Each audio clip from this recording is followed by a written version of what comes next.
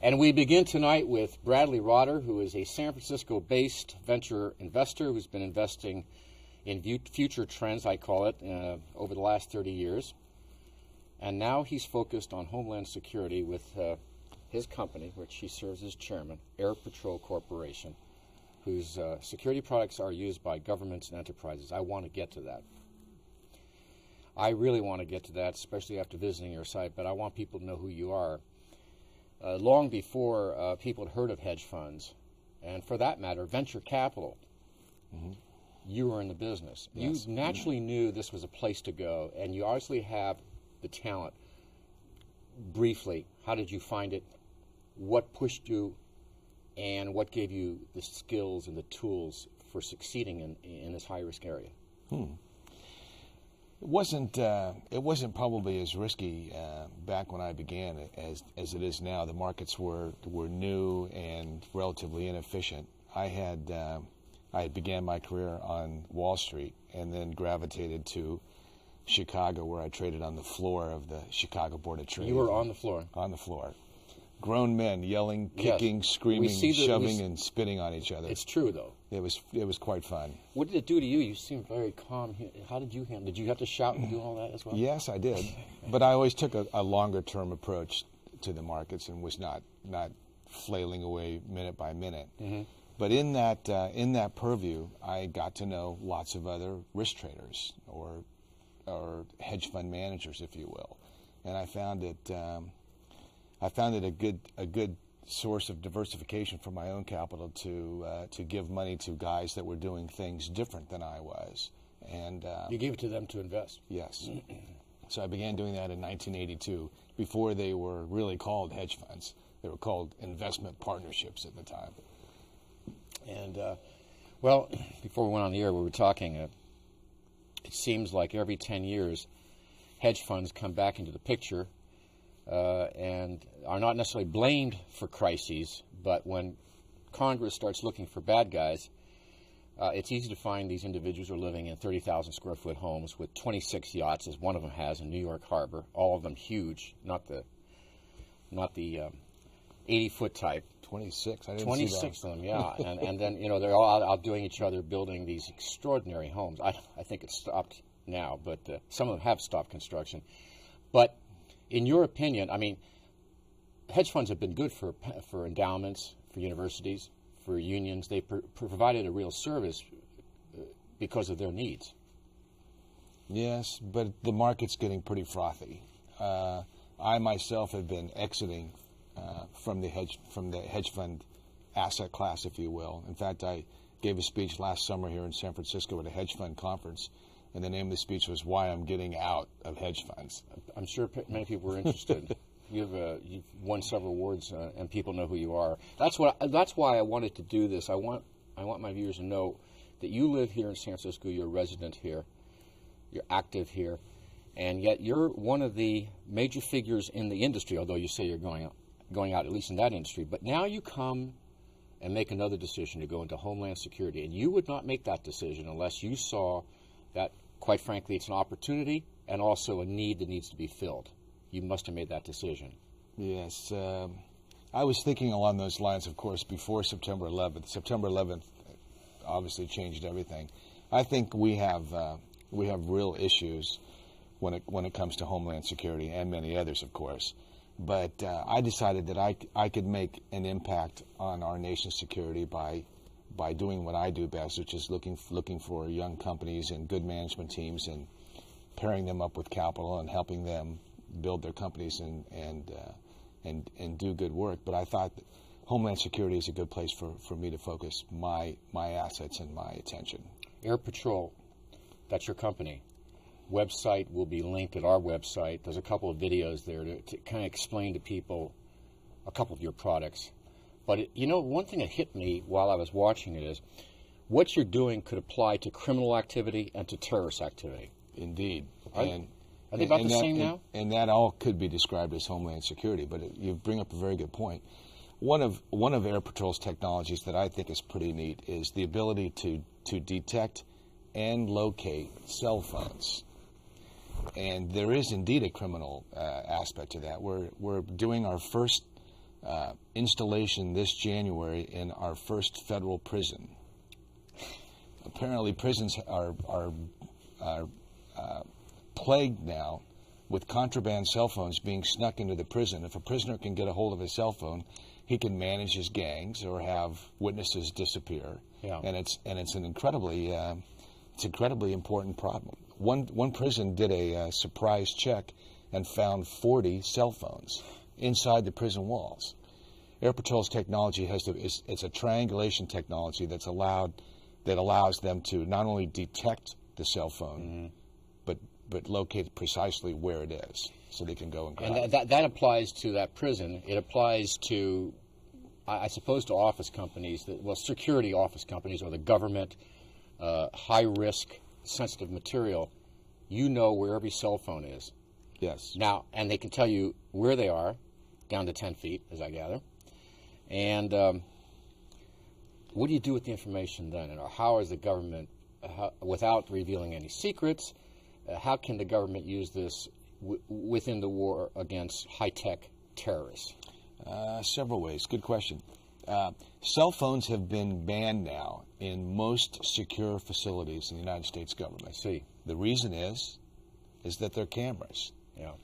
They can take a picture of a secret document and email it out of the room, and then they don't have to hide the documents in their pants leg like Sandy Berger did. Yes. More importantly, this device is probably the best trigger ever developed For improvised explosive devices and the like. Most of the improvised explosive devices in Iraq are being triggered by cell phones. And the cell phone is inside the bomb mechanism. Yeah, and you know how they do it? They take off the back of the phone and hook the electric wires to the buzzer of the phone, the vibrator. So when the call comes in, the vibrator vibrates and the electrical current is completed and the bomb goes off. In one of the videos at your site, that's now why they're installing your product at airports. Yes. And to check the bags. Yes, we're just beginning to look at that, but we think that every bag should be scanned. It's a very simple thing to do, but if there's a live cell phone in a bag going into the belly of a 747, that's a signal. You want to look at that bag. You want to look at that bag. Now you have another area of products I think that are important even for citizens, and that is when people have their laptops and they go into Wi-Fi zones. People know now, I think, that there's some danger of being hacked. But what you are attacking is the laptop could be hooked up to a network, a corporate network, or the Pentagon, and anyone who could hack that laptop could actually hack all that information. Now, you have provided products in that way, too. Now, I'm not trying to do a product analysis on this program. What I'm trying to do, and I'm leading to it, is to show how we're reacting to high-tech terrorism and high-tech drug dealers and high-tech whatever.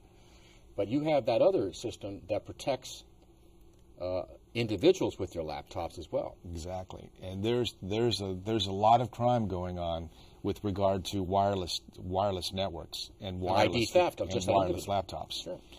We believe that there are insider traders sitting across the street from the headquarters of an investment bank.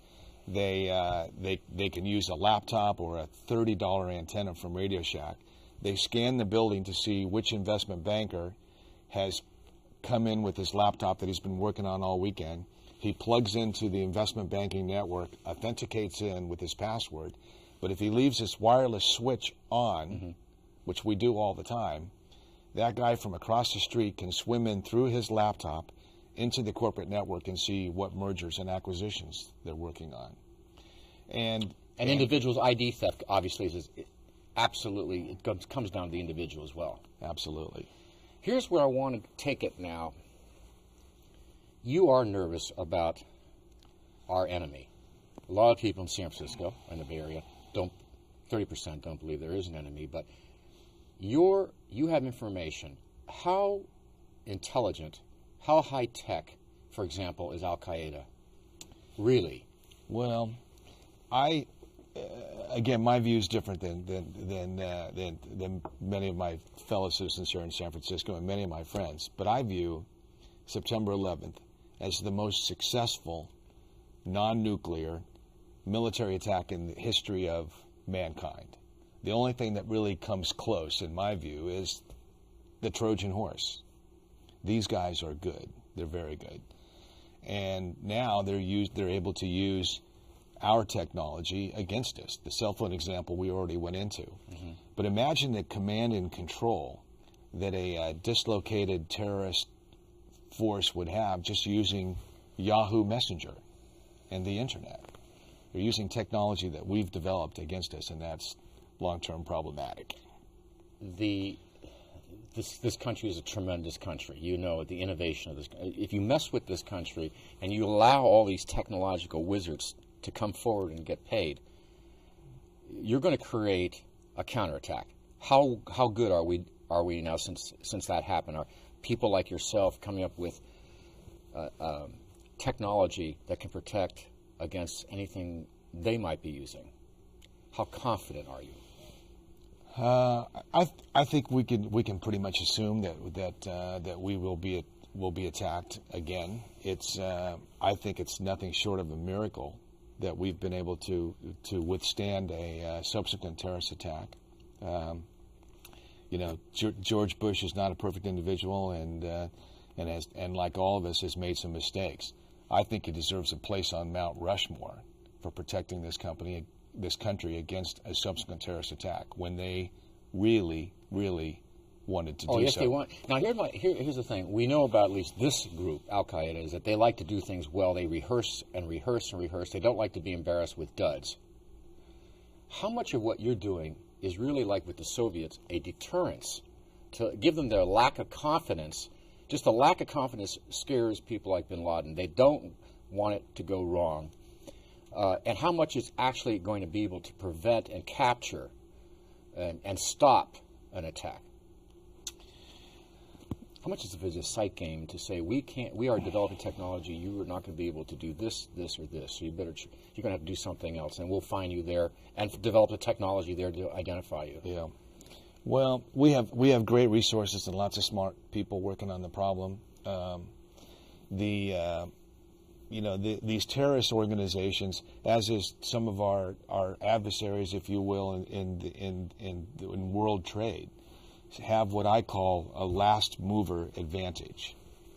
They have our technology, our wireless ways of communications, the use of GPS and so forth, and it's a problematic situation. To stay one step ahead. Yes, it is. But at least we created that original technology, which means we can't outstrip them. How confident are you that we can win this battle in the long run against high-tech terrorists using high-tech as it moves forward? The different thing about this war, in my opinion, is that this is a war that does not have an ending. We're not fighting a traditional force that can give up. There's no one to surrender. It's my view that this will be a problem for quite a long time. Now, is it solvable? I think so. Growing up as a young man in Iowa, I would read the newspapers every day of another terrorist problem that looked unsolvable. Mm-hmm. That was Northern Ireland. Mm-hmm. And it was just as bloody, time adjusted for different kinds of weapons that were available. It was a pretty bloody affair. That problem was solved, in my opinion, by tax cuts. Ireland decided to slash income tax rates and capital gains tax, and everybody started going to work. Investment capital started flowing in. Terrorism becomes less attractive. Yeah, they were too tired to go plant bombs in the evening because they were programming software all day, and the problem went away. It's pretty extraordinary. They're getting close to it. Yes, the final settlement. Exactly. Bradley Rotter, thank you for being with us. I'm sorry we ran out of time. I think we got across what I think the viewer needed to see and hear. We'll have you back sometime. Very good. Thanks. Nice to see you. And stay with us. We'll be right back.